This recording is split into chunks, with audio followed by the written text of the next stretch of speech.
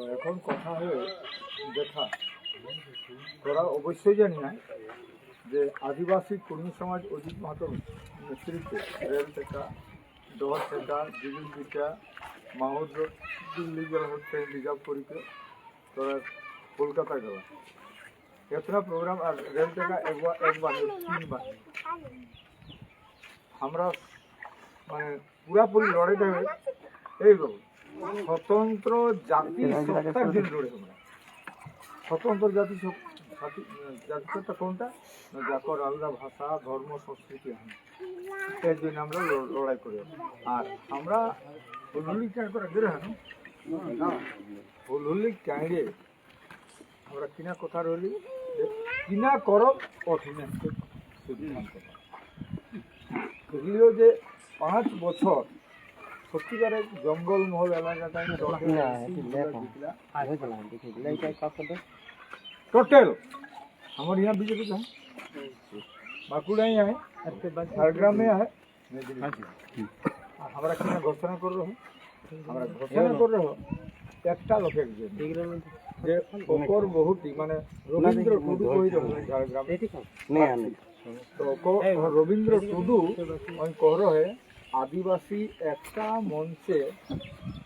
যে কুর্মীকে ভোট দেওয়া যাবে, ভোট দেওয়া যাবে নি করো কুর্মীকে আদিবাসী করা যাবে এই কথাটা আমি প্রচার করো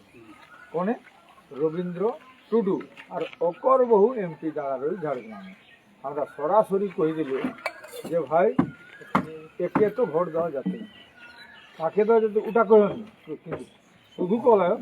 যে রবীন্দ্র টুডু যেহেতু কলার কুর্মীকে কি করা যাচ্ছে নি তারপর দিন অকর বহুকে আমরা ভোট দেবে নি এটা আমরা ঘোষণা করলো। এ ঘোষণাটা যারা লাভ হলেন না যতগুলা জঙ্গল মহলে এমপির হলে শ্রদ্ধায় দিতে আর এরা কিন্তু একটাও আওয়াজ 5 বছরে কলানি কর্মী অথচ হ্যান্ডবিল বাড়ি করো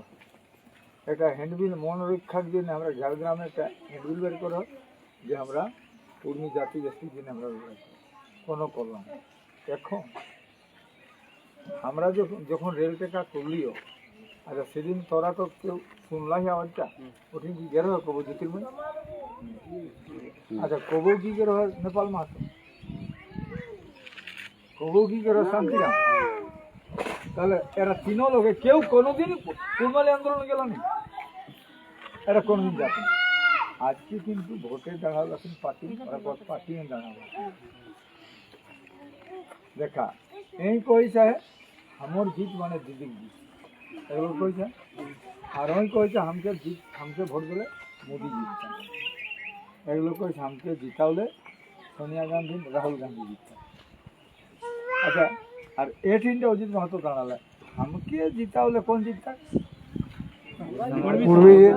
আমাদের কত বড় তফাৎ হবে हमके দাঁড়াওলে আর हमके জিতাওলে সব কুর্মী জিতবে আর ওকরটাই দিদি খেবে নাহলে মোদি খেবে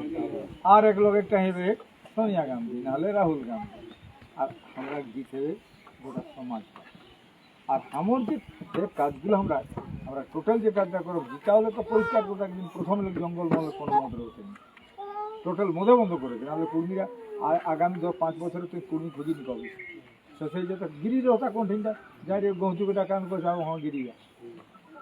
যাকে তো খোঁজেছি ওই গিরিয়ে এই জন্য প্রথম হলে আমরা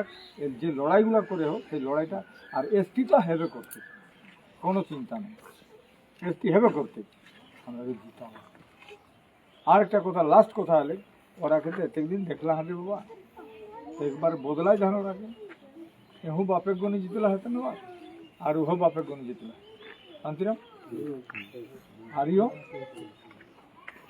ধীরেন্দ্র রইলে কেমন ওই মতো তো কোনো রহেনি কিন্তু আজকে তোরা চিন্তা কর জিগির যে আন্দোলনটা হলে মানে যে মিটিংটা হলে কি নাই হলুনি কোন ভালো সত্যিকারে কহ কেউ কি করা অতনা লোকের মিটিং দেখলা একটা সাংবাদিকে কইছে সাংবাদিক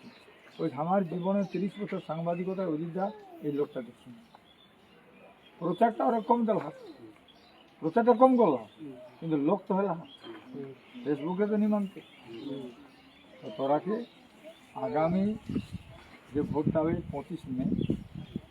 সেইটার জন্যে আমরা প্রার্থী মানে নমিনেশন দেবো আমরা 3 তারিখে তোরা যাবে, প্রত্যেক গাঁওয়ের সঙ্গে গাড়ি হোক, আর লোকে হাতির পিঠে যাক, কেউ ঘোড়া পিঠে যাক, আর আমরা যতনা টুসু কলা টুসু যতনা সংস্কৃতি আছে টুসু 10 কিলো যাবে, 200 নাংড়ার হতে, আর নটুয়া নাচ হতে, নাচিনার হতে, ঘোড়া নাচ হতে, আর মোহরার হতে, সব আমরা সংস্কৃতি যেটা কুর্মীরা সব লেগে যায়। আর আমি কোথাও লোকে এখন কারা লড়াইটাকে না শিক্ষা, কারণ মুখ খুলে আনি কিনা করো লোক তারা কারা পিঠেই